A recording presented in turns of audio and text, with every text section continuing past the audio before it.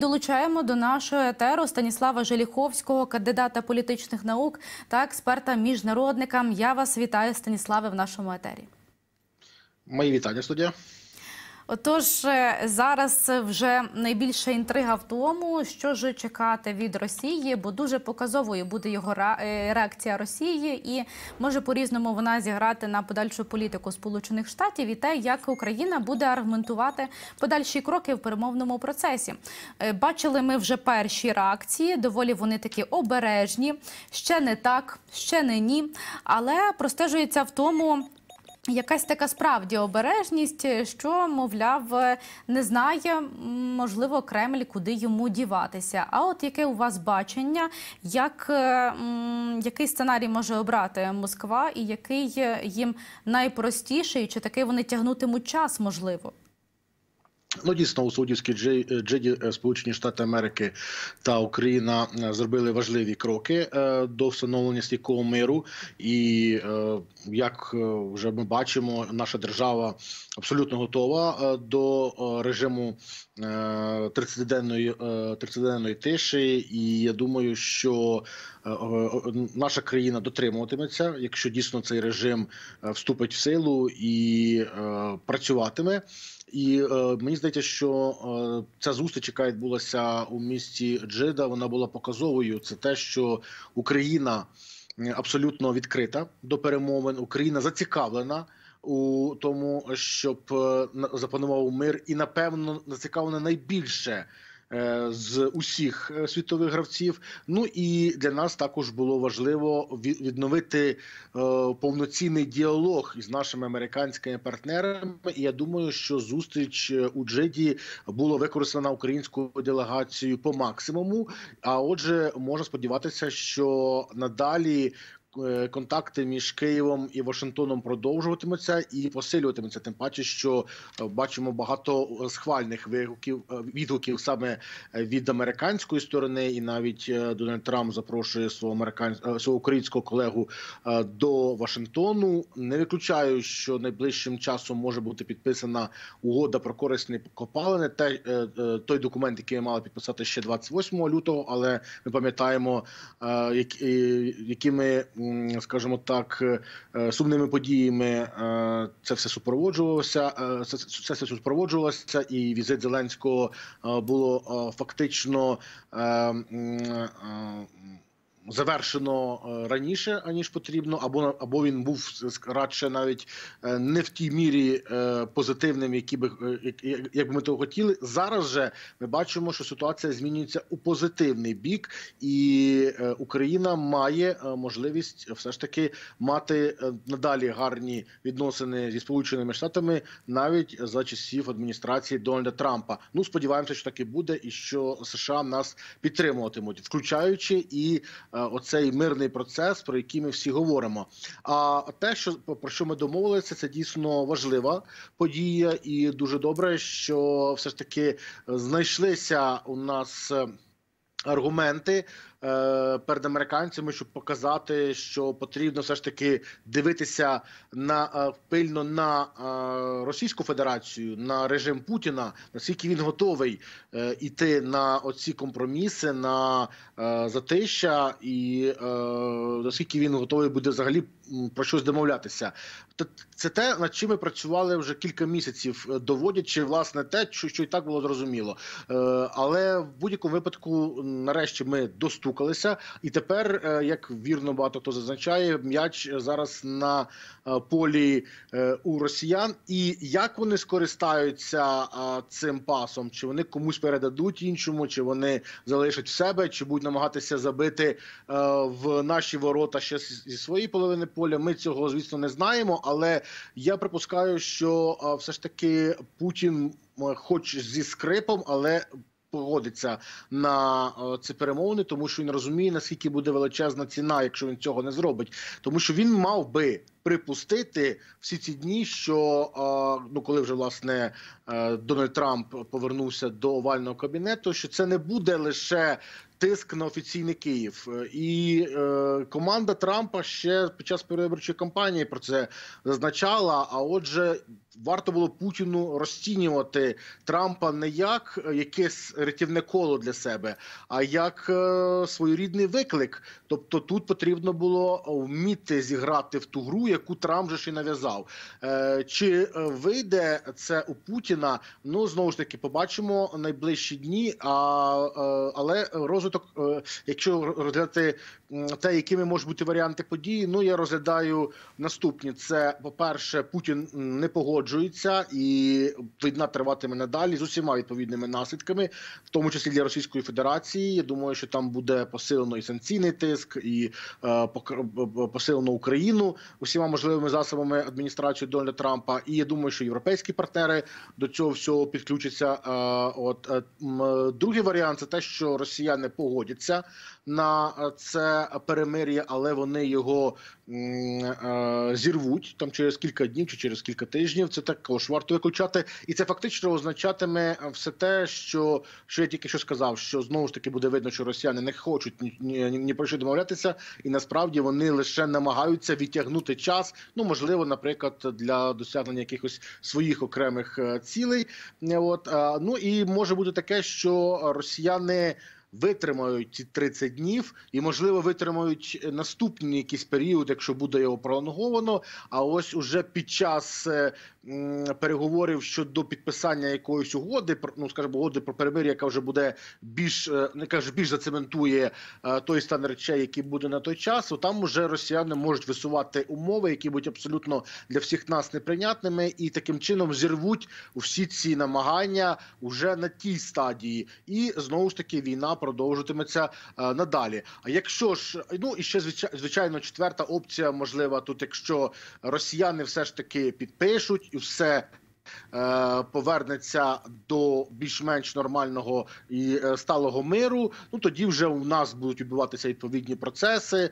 Це і повернення до тих реалій, які були до повномасштабного вторгнення, ну, принаймні, хоча б в частині цього зняття воєнного стану, підготовка до виборів і тому подібне. Тобто такий ще варіант можливий, це якщо Російська Федерація дійсно покаже, що вона готова дотримуватися усіх тих усі ті аспекти, про які ми зараз говоримо, ну якраз таки особливо після приходу до влади Дональда Трампа. Оця от фраза «м'яч тепер у Росії», вона така стала своєрідною фразою дня сьогодні, ще в частині попереднього дня, так, і дуже цікаво, що з цим так званим м'ячем буде робити Росія, бо Путін так Трампа гарно запевняв, що він ніби хоче миру. Ці всі тези потім Трамп у публічних своїх висловлюваннях повторював як мантру. І зараз не погодитись означає збрехати. А як от на оцю таку брехню, яка нам цілком очевидна, як Трамп на неї зреагує, теж дуже цікаво. Зрештою, Україна чекає сильних рішень, посилення України, санкцій щодо Росії, як раніше і Кіт Келлог, до речі, щодо президентства Трампа другої каденції анонсував. Дуже цікаво, насправді, як будуть розвиватися події, але зрештою і Трамп непередбачуваний, і свої інтереси в Росії він також має, тому буде що нам надалі також аналізувати. Бо і сьогодні заплановані перші контакти між Росією та Сполученими Штатами після цієї зустрічі в Саудівській Аравії. Ну і зрештою на п'ятницю, можливо, буде зустріч, розмова, точніше, не зустріч Трампа та Путіна. Телефонна розмова, так. Тобто тиждень завершуватиметься, як завжди, інформативно, з величезним потоком новин. Зрештою, побачимо ми, так. Про роль Європи хотіла б поговорити далі в контексті такого перемовного процесу. Всі майже лідери європейські, вони однотипні заяви повторили про те, що підтримують досягнення домовленості в Саудівській Аравії. Але все ж таки намагаються європейці повноправне крісло за столом переговорів отримати. Чи нині велику роль відіграє Європа, якщо дивитися з погляду Сполучених Штатів? Бо були візити і до Трампа, і от лунають ці спроби також від Європи більш впливовими бути в цих переговорах. На ваш погляд, чи стала Європа більш впливовою в контексті перемовного процесу України? Ну, дійсно, європейські лідери позитивно оцінили перемовини у Саудівській Аравії, вважаючи їх важливим кроком до встановлення тривалого миру. Ну, а також вони закликали Російську Федерацію конструктивно долучитися до процесу та висловили готовність підтримати подальші перемовини. Але щодо того, наскільки європейська позиція є сильною, я поки що не поспішаю про це говорити. Все-таки ми повинні розуміти, що весь цей час європейські партнери так чи інакше дивилися на Америку, і навіть попри всі ті такі заяви, надихаючі, що Європа повинна посилювати себе, робити себе більш автономною, покращувати, скажімо так, свою боєздатність і тому подібне, але ми повинні розуміти, що за десятиліття трансатлантичних зв'язків Європа поки що не може повністю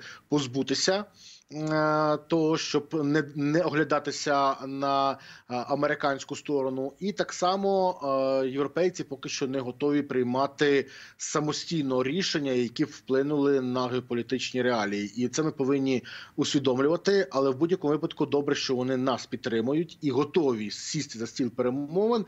Хоча я думаю, що це, якщо і відбудеться, то вже радше після перевірки оцього 30-денного перемир'я, коли будуть домовлення про уже більш такий сталий, зафіксований мир. Ну, я його миром не називаю, я говорю це як про перемир'я між Україною та Росією, тому що до миру нам ще дуже далеко, але те, що це вже може лягти в основу певних документів, які підпишуться, це однозначно так, і європейці можуть приймати участь як можливі гаранти нашої безпеки. І окрім того, Україна вже є кандидатом на членство в Європейському Союзі. Нас вже розглядають як майбутнього члена.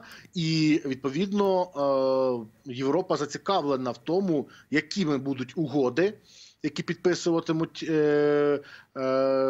сторони щодо припинення вогню, щодо укладення оцього перемир'я, вже довготривалого, і чи не зашкодить, власне, це інтересам Європейського Союзу і України відповідно, як майбутньої невід'ємної частини ЄС. І більше того, ми повинні розуміти, що Європа також вклала чималі кошти в нашу безпеку, в нашу протидію російській агресії, і тому Європа також зацікавлена, щоб ці гроші не пішли на вітер, щоб можна було надалі сподіватися, що Україна буде незалежною державою, в яку можна надалі вкладати кошти для відбудови, для відновлення економіки і тому подібне, знову ж таки готують в реформування України, знову ж таки готуючи її до членства в Європейському Союзі. Тому, мені здається, це було б абсолютно логічним, і тут наші партнери на цьому наголошують, зокрема і поляки, що потрібно, щоб європейці і українці, всі ми були разом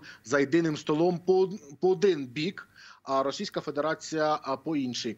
Ось, і тому я думаю, що Америка врахує ці побажання, і бачимо, що зараз відбуваються візити європейців перманентно до Сполучених Штатів. Я думаю, що там, що зараз якраз відбувається оця підготовка різних можливих конфігурацій, те, в якому варіанті буде Європа за оцим столом і яку роль відіграє вона в процесі мирного врегулювання. Ну, Урсула фон дер Ляйн, президентка Єврокомісії, вона неодноразово заявляла, і от знову заявила, що Євросоюз готовий відігравати повноцінну роль в мирному процесі. Тут варто також відрізняти, так, мова зараз про перемир'я, один із пунктів дуже тривалого процесу, але якою буде роль Європи, також поки що це питання зависло в повітрі, але вочевидь і генсек НАТО буде переконувати Трампа в тому, аби ця роль була більш такою визначальною, так, бо от за інформацією, вже сьогодні має Марк Рюте вирушити до Сполучених Штатів, можливо, вже вирушив. І от завтра планується прес-конференція із Трампом. Як вважаєте, чи ці аргументи вже Генсека НАТО можуть переконати Трампа більше Європу задіювати? Чи воно зараз насправді не надто дієве, зважаючи на результати попередніх зустрічей з Кіром Стармером, з Макроном?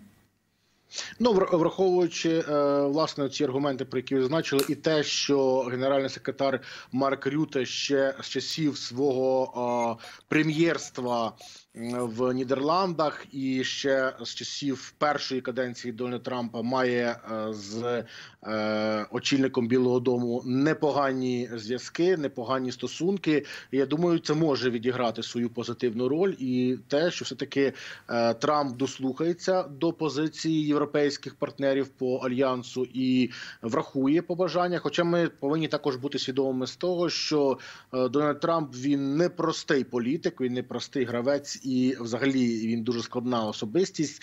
Тут дуже важко йому догодити, але бачимо, що якщо українцям вдалося все ж таки достукатися до американських партнерів і, зокрема, до голови американської держави, навіть після тієї сумнозвісної перепалки, яка відбулася 28 лютого в овальному кабінеті, все ж таки, думаю, підходи є. Тут просто потрібно зробити все так, щоб Трамп був зацікавлений. Він не полюбляє, скажімо так, такої прісності, він не полюбляє, скажімо, те, коли все відбувається не в дусі якихось інтересів, а лише, скажімо так, він не полюбляє тривіальності, скажімо так. Тому я думаю, що якщо Рюте зможе зацікавити Трампа, а в принципі у Рюте такі можливості є, і в принципі він сам по собі політик, який вміє знаходити підходи до різних людей, тому я думаю, що це дуже було б дієво. Тим паче ми бачимо, що ті візити, які відбулися, вони теж не пройшли просто так. От, наприклад, якщо ми згадуємо про візит прем'єр-міністра Великої Британії Кіра Стармера, він все ж таки, цей візит відбувся досить непогано, і навіть зараз Стармер відіграв немалу, можливо, роль в тому, щоб ми змогли знову порозумітися зі Сполученими Штатами. Ми пам'ятаємо його поради, що все ж таки варто з Трампом домовлятися. І я не виключаю, що там якраз таки було чимало ще враховано під час перемовин у Джеді. І воно, я сподіваюся, спрацювало, з огляду на ту інформацію, яку ми всі зараз отримуємо. Тому, я думаю, і в Рюте все може вийти, може так само виходити і в президента Франції Еммануеля Макрона. Незабаром приступить до своїх обов'язків канцлер ФРН Фрідріх Мерц. Я думаю, що він також є тим політиком, який зможе зацікавити Сполучені Штати, і він також є доволі таки хистким в цьому сенсі. Тому я думаю, що тут варто все-таки намагатися, скажімо так, штурмувати цей Білий дім в хорошому сенсі цього слова, щоб все ж таки отримати бажане для всіх нас, тому що без Сполучених Штатів Америки буде дійсно непросто як в контексті війни, так і в контексті миру. Тому тут потрібно ще багато працювати. І я думаю, що такі важливі підвалини були з цими днями закладені, зокрема і під час переговорів у Саудівській Джиді. Від української дипломатії дуже великі очікування, і варто віддати належне, зрештою, дійсно, Кіру Стармеру, який після цієї емоційної перепалки намагався налагодити контакт між Україною та Сполученими Штатами, давав поради, як варто спілкуватися з американцями. І той виважений пост українського президента, вже там проглядалося дипломатичність, так, як готувався цей пост, і, зрештою, він і зіграв на позитив після цієї суперечки. А от ще цікавий такий контекст. Чи може напружувати відносини між Європою та Сполученими Штатами запровадження оцих мит перехресне? Бо ЄС, він запроваджує мита на товари зі США у відповідь на заходи американської сторони. Чи це питання розглядають окремо, чи воно все-таки може впливати на стосунки між сторонами? Зрештою, і Євросоюзом загалом, так і різними країнами. Ну, звісно, це теж неприємний момент, коли відбуваються ці торгово-митні війни, особливо між союзниками. І хотілося б, щоб, власне, все врегулювалося, але тут якраз таки ми проглядаємо цю гру Дональда Трампа, цей його бізнес-підхід, він його постійно використовує, і він полюбляє, власне, використовувати і методи шантажу, і методи тиску, і або якісь варіанти зацікавлення. Ну, тобто, це те, що він робив, в принципі, і під час своєї першої каденції. Зараз ми бачимо, він це робить ще, можливо, ретельніше. Але, в принципі, я б не сказав би, що зараз все настільки погано відбувається. Наприклад, ми бачимо, якщо ми візьмемо канадський кейс, то там вже сторони йдуть на певні порозуміння. Ну, так само ми не можемо точно сказати, чи увінчається це все успіхом, але мені здається, оце підвищення ставок з боку Трампа, воно було зроблено спеціальним, для того, щоб можна було отримати бажаним для себе, для Сполучених Штатів. І не виключається, що це можна буде простежувати і у відносинах з Європейським Союзом, з його окремими країнами. Тобто, коли Трамп побачить, що Європейський Союз дає сильну відсіч, і це буде на шкоду економіці США, тому що там величезні можуть бути збитки для фінансового сектору Америки і інших галузей, і це відповідно вплине на добробут американців, він може піти вже потім на якісь, скажімо, чи то поступки, чи компроміси, і можна тоді вже буде врегулювати цю ситуацію. Так само, як він це робив, наприклад, і ми бачили Панами і будь-які інші варіанти. Він це саме, до речі, пропонує і росіянам. І я не тільки говорю про це перемир'я, а взагалі за весь процес мирного регулювання. Тому він так само казав, що ми можемо зняти санкції, ми можемо укласти якісь угоди, які б дозволили, наприклад, розробляти російські надра і тому подібне. І Путін навіть вже почав підігрувати і пропонувати різні варіанти, і казати, що можна повернути ті компанії американські, які працювали на території Росії. Ну, тобто він таким чином, можливо, і вплинув взагалі на позицію Москви. Ну, зараз ми це побачимо, насправді, це поки що в процесі відбувається, але тим не менш, я думаю, що це також є оце елементом цієї торгово-політичної стратегії Дональда Трампа, і це якраз таки характерно для нього, для його стилю. Тому я думаю, що навіть цю тактику він зможе використати і для Китаю, і для багатьох інших держав, ну, щоб, власне, отримувати бажане або якусь досягнути якоїсь паритетності. Тому я думаю, що поки що зарано казати, чи будуть якісь зіпсуті відносини між США та Європою настільки, що не можна буде про щось домовлятися. Я думаю, що все ж таки це елементи гри, але побачимо, наскільки сторони будуть готові відшуковувати спільні знаменники, і все ж таки хотілося б, щоб діалог між ними був абсолютно нормальним, і щоб можна було врегулювати ті проблемні моменти, які є, тому що це і в інтересах України, враховуючи, що ми все ж таки на одному боці з європейцями, ми так само маємо гарні союзницькі і партнерські відносини зі Штатами, і не хотілося б десь опинитися між ними, а все-таки, щоб ми всі разом виступали на одному боці, тому що такі країни, як Російська Федерація, Китай, Північна Корея, вони пильно стежать за... аби весь цивілізований світ був за конструктивний діалог. Я вам дуже дякую, Станіславе, за фахову аналітику. Станіслав Желіховський був з нами на зв'язку, кандидат політичних наук та експерт-міжнародник. І